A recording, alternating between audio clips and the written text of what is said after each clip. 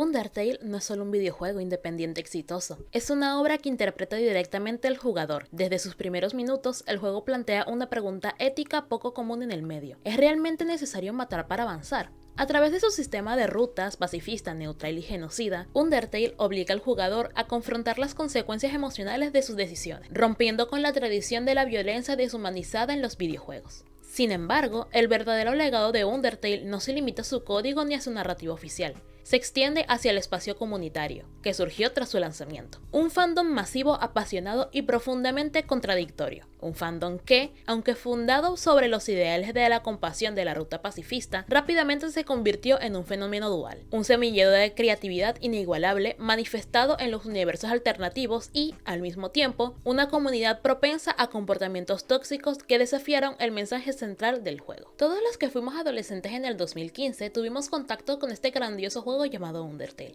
y casi automáticamente con su fandom. Y esto no está tan alejado de la realidad, porque si algo que hizo Undertale el juego tan reconocido como lo es hoy, además de su historia, fue su fandom. Cosas como la serie de Glitch Day de Camila Cuevas, Hensplay de Sarla o el infame Underfail del youtuber Daygamer, Undertale también es conocido por su absurda cantidad de universos alternativos y, para nuestra mala suerte, por la Rule 34 del juego. Pero de eso vamos a hablar más adelante. Primero vamos a hablar del por qué el fandom es considerado uno de los más tóxicos de su tiempo.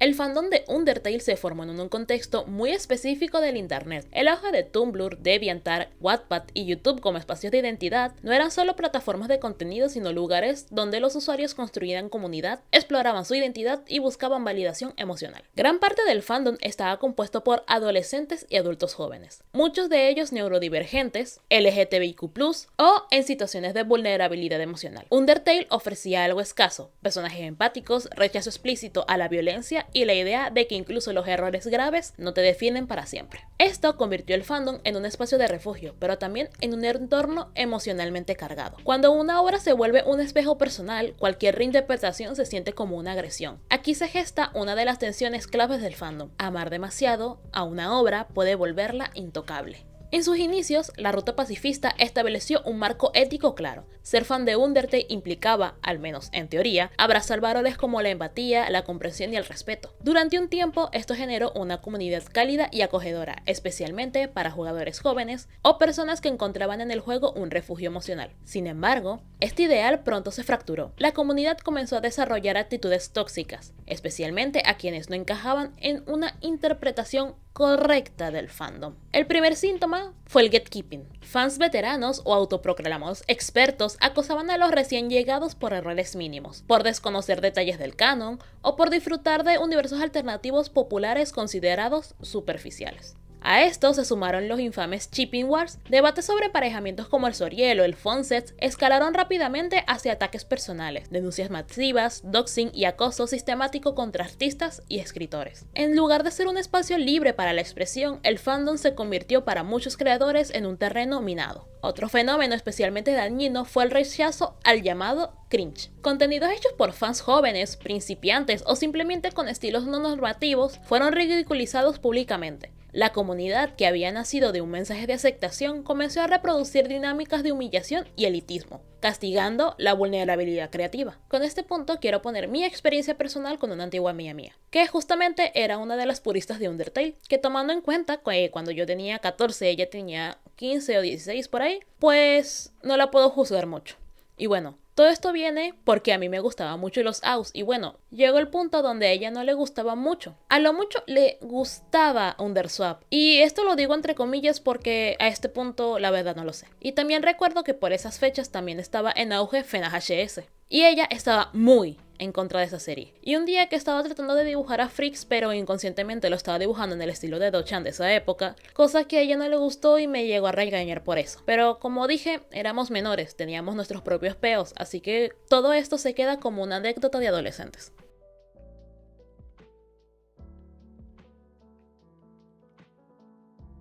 Uno de los factores clave fue la percepción de Undertale como una obra inocente o emocionalmente pura.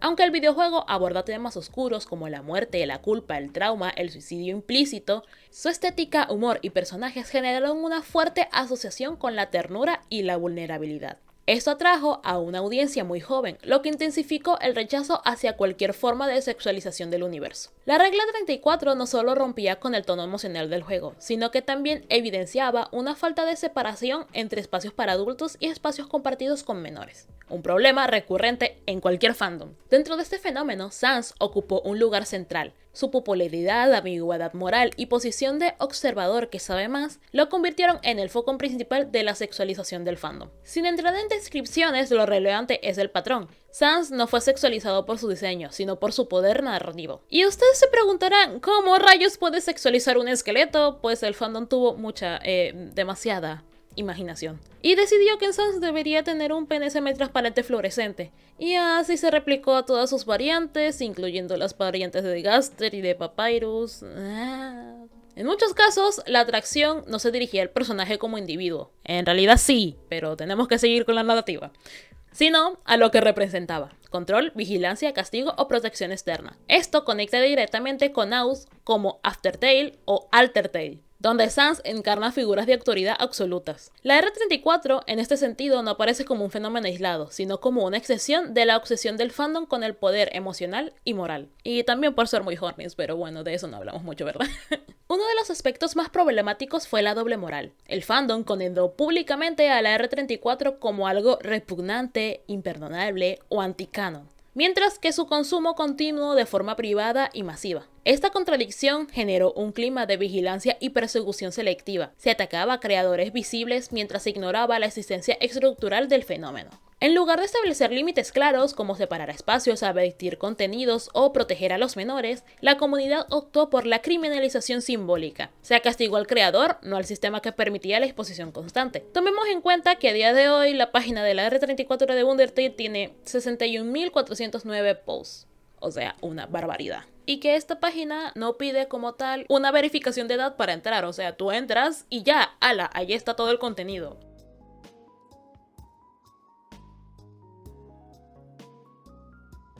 Pocos temas generaron tanta controversia, rechazo visceral y polarización como el llamado Foncest, el emparejamiento romántico o sexual entre Sans y Papyrus. Más allá del impacto inmediato, este fenómeno se convirtió en un símbolo de los límites éticos del fandom, así como su incapacidad para gestionar la diferencia entre transgresión ficticia y responsabilidad comunitaria. Foncest no fue simplemente un chip popular, fue el punto de quiebre cultural. En el canon de Undertale, Sans y Papyrus no son solo hermanos, representan dos formas opuestas de afrontar el mundo. Papyrus encarna la inocencia, la aspiración y la bondad ingenua. Sans, el cinismo, la culpa y la lucidez dolorosa. Su relación fraternal funciona como uno de los pilares emocionales del juego y está diseñada para generar ternura, protección y humor. Por esta razón, cualquier reinterpretación que transgreda este vínculo en algo romántico sexual rompe directamente con la función narrativa original. El rechazo que generó el Foncest no nace únicamente de un tabú social, sino de una percepción de que se estaba corrompiendo un lazo simbólicamente seguro dentro del universo de Undertale. Desde este punto de vista cultural,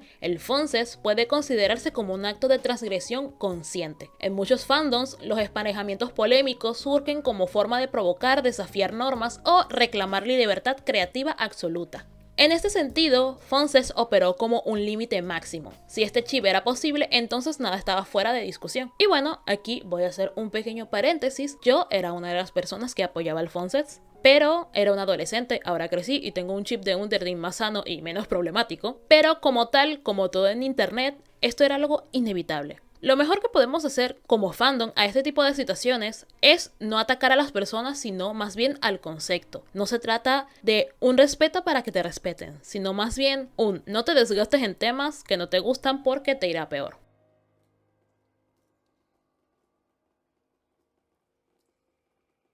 Ahora vamos a hablar de casos dentro del fandom de Undertale, o más bien el caso. En mi anterior video, hablando de fandoms en general, ya hablé de la chica que intentaron asesinar con agujas en galletas por dibujar y apoyar una chip sumamente problemática como es el Franz. Block de Grand Rouge es una artista popular en la comunidad de Undertale y es conocida por crear universos alternativos como Ner and Jog, Vampire Bears, PJ's Daycare y Little Jemmy Hood. Sin embargo, la creadora ha sido señalada por representar temas asquerosos en su arte. La principal preocupación con este artista artista radica en la naturaleza inapropiada y perjudicial de este contenido para su base de fans, que en ese tiempo era joven e impresionable. Varios AUs de Rush presentan representaciones preocupantes, a menudo centradas en dinámicas niño-adulto o de abuso sexual. En PJ's Daycare, este AU, que es considerado el menos malo entre todos sus AUs, porque no representa actos sexuales no consensuados, se centra en Paper Jam,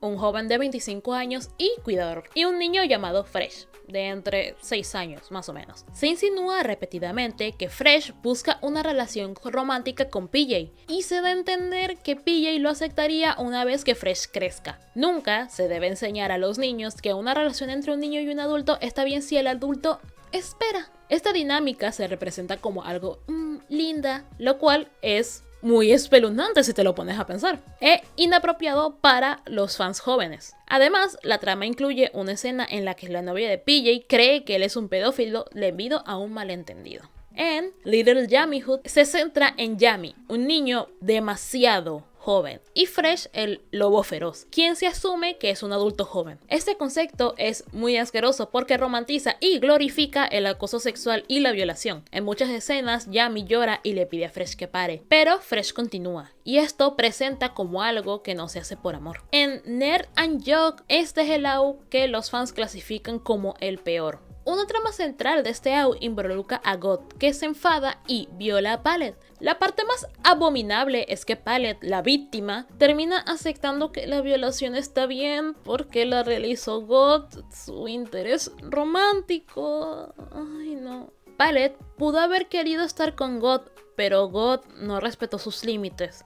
Y que este intento de hacer que la violación parezca sexo consensuado es simplemente aborrecible. Volvamos un momento otra vez a PJ's Daycare.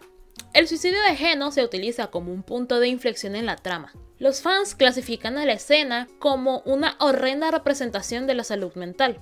PJ, en lugar de consolar, actúa como un padre decepcionado y enojado, y regaña a Geno por intentar suicidarse. Se le dice a Geno que es el mayor y el más sabio de sus hermanos y que no debería asumir lo peor e intentar esas cosas. Este enfoque trivializa el suicidio como un problema, como si las personas suicidas podrían elegir cómo actúan. Además, las secuelas se minimizan, ya que nadie muestra más preocupación por el estado mental de Geno, y se da a entender que él simplemente ha vuelto a vivir feliz y con normalidad, lo cual es horrible. Y seguimos con PJ's Daycare. Los fans se centran en que una relación interfiere con su chip favorito, en lugar de la naturaleza depredadora e inapropiada de que un preadolescente coquetee con un adulto. El contenido de Rush ha normalizado el contenido no safe for work, la violación y el comportamiento abusivo. Muchos dentro del fandom argumentan que, por mucho que Rush niegue su intención, la ficción se mezcla con la realidad para los niños muy impresionables, lo cual lo abordamos en el video de Hablando del BL. Y en conclusión, Rush no aborda estos temas con el respeto y el cuidado que se merecen, sino que los usa como puntos de la trama o bromas. Quería poner más casos, pero no quiero que el video dure una eternidad. Además, que vamos a pasar a la parte del por qué quise hacer este video en primer lugar. Los universos alternativos.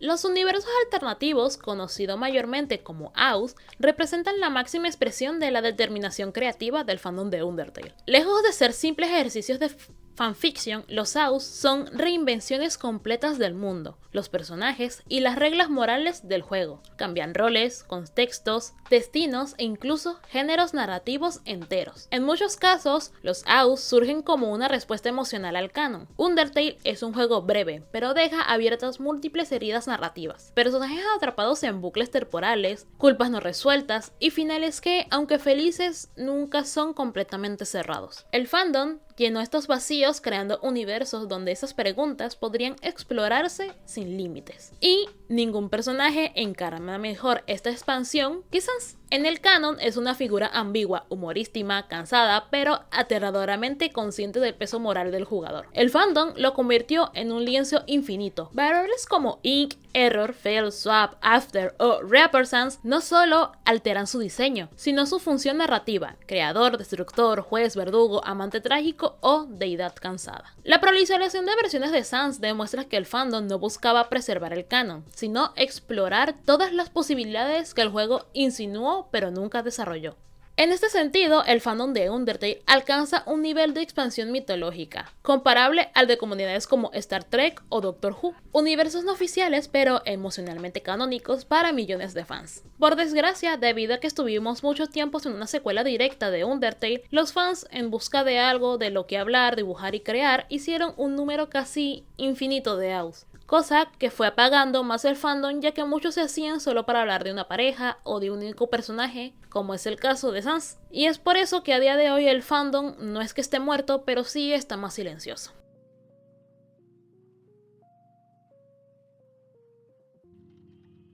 Esperen un momento, antes de pasar a la siguiente sección tengo un testimonio de un fan de la franquicia. Denle un fuerte aplauso a Dark Games. ¿Qué tal? Soy Dark Games. Realmente mi experiencia con Undertale alrededor del 2015 a 2017 fue normal, aunque tampoco se salva de los videos que veía, incluyendo memes, y en este caso los ships que van de los más tiernos, con Toriel y Asgore, a los más bizarros, como Papyrus y Sans.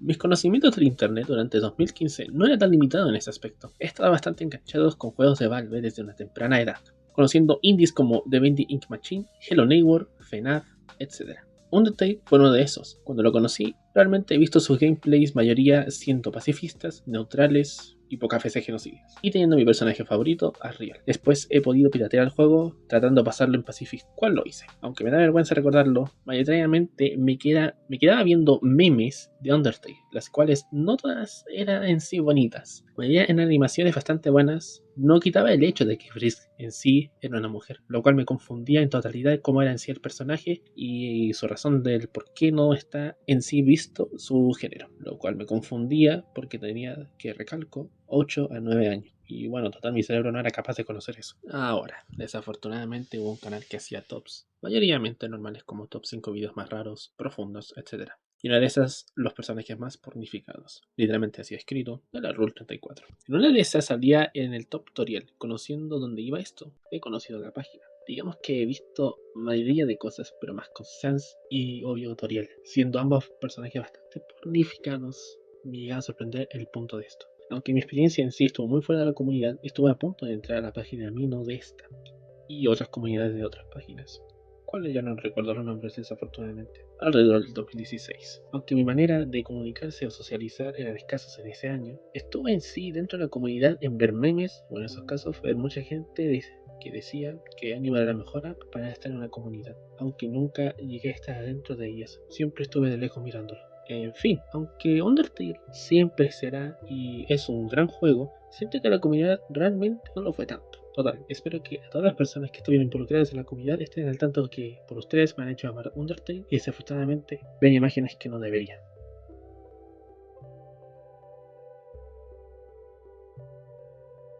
Ahora voy a darles mi top 10 de AUs de Undertale. Esto no es como tal un top de cuál me gusta más. Bueno, al menos el top 3 sí, pero los demás se basan en cuánto tiempo estuve obsesionada con este AU en específico.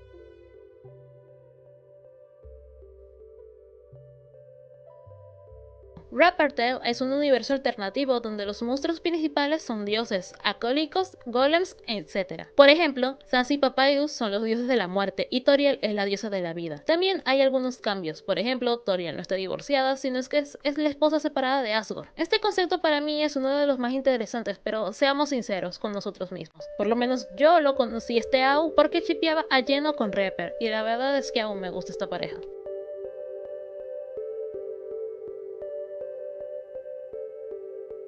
Aftertale es un AU donde Chara tiene el control total sobre el cuerpo de Frix y reinicia constantemente la línea temporal para lo que Chara llama investigación. Cuando Frix inició la ruta genocida, Sans sintió que la única manera de vencerlo era inyectándose determinación. Lo hizo justo antes de que Frix llegara a la sala del juicio, lo que permitió acceder a la pantalla de guardado. Tras 536 intentos, Frix finalmente logró golpear a Sans. Mientras moría, Sans se marchó y antes de convertirse en polvo, tuvo la idea de ir a la pantalla de guardado. Lo hizo, pero tras intentar reiniciarlo, falló. En cambio, Frix reinició la línea temporal manteniéndolo en la pantalla de guardado. Sans Sans, ahora apodado como Lleno por voluntad propia, no pudo salir de la pantalla de guardado, o se convertiría en polvo. Chara entonces adquirió tanta determinación que Freaks perdió el control de su cuerpo para siempre y se unió a Lleno en la pantalla de guardado. La verdad es que no supe mucho de qué iba este universo, ya que lo que consumí en ese tiempo solo lo ponían como un personaje más en uno de los cómics. Además que su diseño es increíble.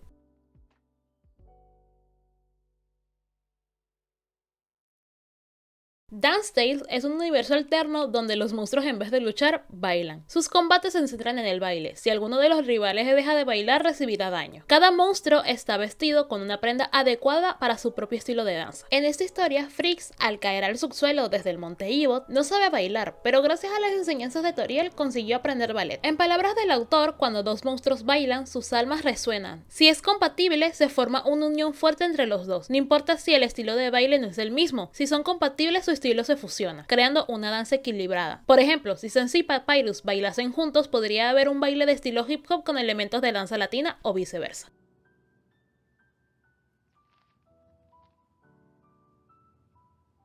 Undernovela se centra en las típicas historias de novelas mexicanas que tratan de encontrar el verdadero amor. La historia es que un día Asgore y Toriel, con su hijo adoptivo Freaks, van hacia un funeral por la pérdida de Asriel. Tras la pérdida, Toriel descubre que Asgore es un asesino y ésta le pide el divorcio, lo cual Asgore no quiere. Toriel, al alejarse de su marido, no sabe qué hacer hasta que llega Sans, un esqueleto bromista y de baja estatura. Sans y Toriel se enamoran, pero al mismo tiempo, Toriel estaría engañando a Asgore, lo cual este se daría cuenta y comenzaría una batalla contra Sans para ganar tanto a Toriel, los papeles de Freaks y también el título del mejor asesino. El fandom latino encontró aquí una forma de apropiación narrativa, demostrando que los AUs también funcionan como traducciones culturales. Undernovela reivindica el exceso emocional como lenguaje legítimo y expone el clasismo implicado detrás del rechazo al cringe. Este AU me gusta más que todo por el diseño de personajes, al igual que lo que pasa con el punto anterior, lo cual es bastante XD.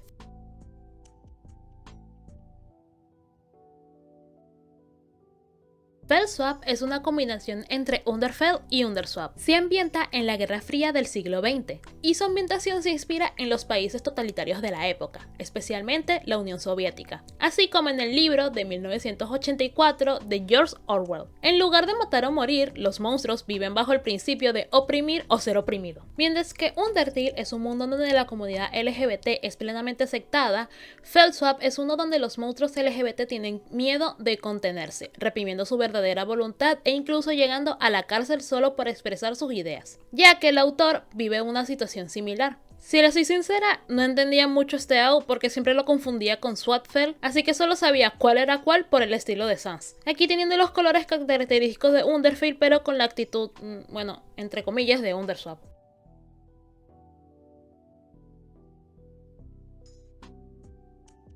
Altertale es un universo alternativo de Undertale creado por Free Sans, donde 6 personajes han intercambiado sus roles con otros. Sans ha intercambiado con Toriel, Papyrus con Asgore y Gaster con Asriel. No hay otros personajes intercambiados. Según el creador, los personajes adoptan un 80% de la personalidad del personaje que interpretan y conservan un 20% de la suya propia. Y, ok, esto lo voy a decir de una vez. Solo me gusta este AU por el diseño de Sans, no hay ninguna otra explicación.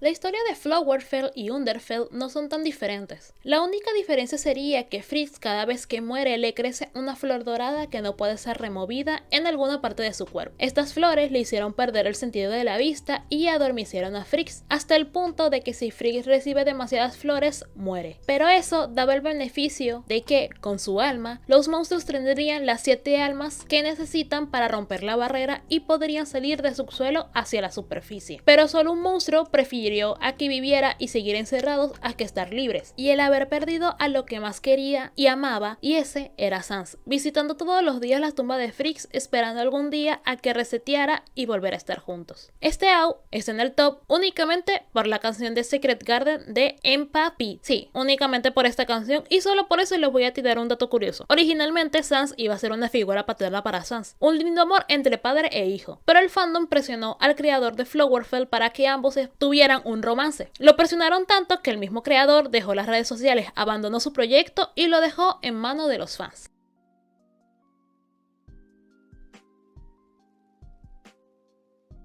Underfell es un universo alternativo donde todos los monstruos bondadosos que no querían dañar al protagonista son reemplazados por versiones crueles con intenciones opuestas y viceversa. Un claro ejemplo de estos es Flowey, quien normalmente mostrado como antagonista de Undertale, en realidad quiere ayudar al protagonista a escapar del Underground sano y salvo. Existen muchas interpretaciones de este universo, pero la mayoría comparte similitudes, como la caída de Frix de Monte Ivos y su encuentro con Flowey, quien no es malvado sino una guía a través de las ruinas. En cambio, es el rey Asgore quien ha instaurado el lema de matar o morir y quien envenenó a Chara en lugar de a sí mismo. Underfell se creó principalmente como una estética de diseño, por lo que originalmente no existía una historia canónica para los personajes, más allá de la idea de que son una versión alternativa y malvada de los personajes canónicos habituales. Sin embargo, existen diversas ideas sobre los personajes que gozan de amplia aceptación, como que Sans se pone nervioso e irrita fácilmente con el coqueteo, los juegos de palabras y tiene una obsesión con la mostaza, o que Papyrus es una persona fría y sin paciencia para el fracaso. Más tarde, el creador de Underfell regresó y se creó una historia canónica para los personajes.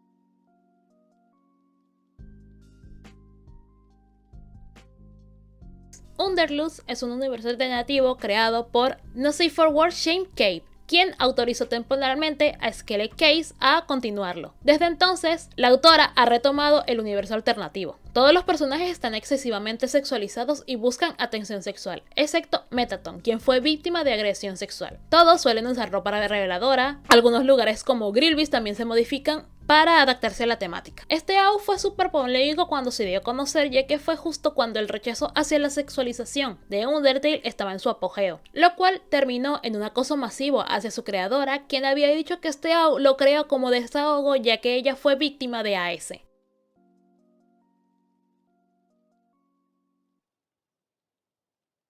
Undertale se desarrolla en un entorno espacial en lugar del subsuelo. Todos los personajes tienen atuendos, ataques y temas con temática estelar. Hay muchas capas y ropas largas y drapeadas, muchas de las cuales son blancas, doradas y azul profundo como el cielo nocturno. Se afirma que el canon oficial de Undertale sigue exactamente la misma temática de jugabilidad que Undertale. Sin embargo, a diferencia de este, la guerra entre monstruos y humanos resultó en el destello de estos al espacio, específicamente a la luna en lugar del subsuelo. Esencialmente, las rutas pacifistas, neutral y genocida también se aplican aquí y las personalidades de los personajes son las mismas que en el juego original. Los monstruos se convierten en estrellas al morir. Y este es otro algo que me gusta únicamente por el diseño de personajes, que es súper bonito. Además, que el Sans por Grillby de este universo se me hace la cosa más adorable del universo.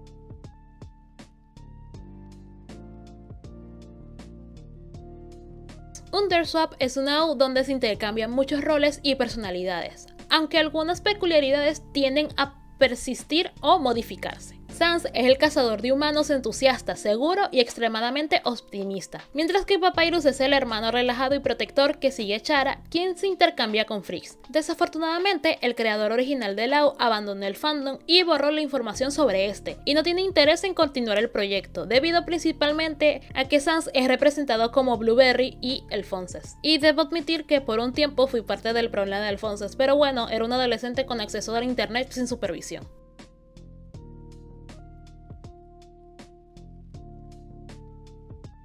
Aunque el fandom de Undertale ha sido etiquetado como tóxico en múltiples momentos, reducirlos únicamente a sus conflictos sería injusto. El volumen, la complejidad y la originalidad de sus AUs, así como la capacidad del fandom para construir mitologías enteras a partir de un juego relativamente corto, lo convirtieron en uno de los ecosistemas creativos más productivos e imaginativos en la historia de los videojuegos independientes. Undertale demostró que un juego puede cambiar la forma en que contamos las historias. Su fandom, con todas las luces y sombras, demostró también que la creatividad humana es tan poderosa como frágil. Al final, la verdadera pregunta que deja este fenómeno no es si el fandom estuvo a la altura del mensaje del juego, sino si alguna comunidad creativa masiva puede realmente sostener sin romperse un ideal tan radical como la compasión absoluta. El legado de Undertale no puede medirse únicamente por su impacto como videojuego. Su verdadera huella cultural reside en la enorme metanarrativa creada por sus fans. Un entramado de historias, universos y reinterpretaciones que transformaron un RPG independiente en un fenómeno transmedia. Ustedes saben que yo normalmente hablo casi únicamente de fandoms, pero si quieren ver un video hablando únicamente del juego, les voy a dejar aquí arriba unos videos bastante interesantes. Espero que hayan pasado un gran inicio de año. Tuve que retrasar este video una semana más porque el pasado 3 de enero hubo una situación bastante delicada en mi país Venezuela, que me dejaron un poco paranoica y en ese estado no estaba en pro de hacer nada. Pero aquí estamos. Y antes de que lo pregunten, sí, yo también creé mi propio OC de Undertale. Les dejo el concepto que recreé en Prikio, ya que no lo dibujo desde que tengo 16 años. Pero en cuanto lo vuelva a dibujar, lo subiré a mi Blue Sky. Ya se la saben. Si el video les gustó, pueden darle like, suscribirse y demás. Y nos vemos en el próximo video. Bye bye.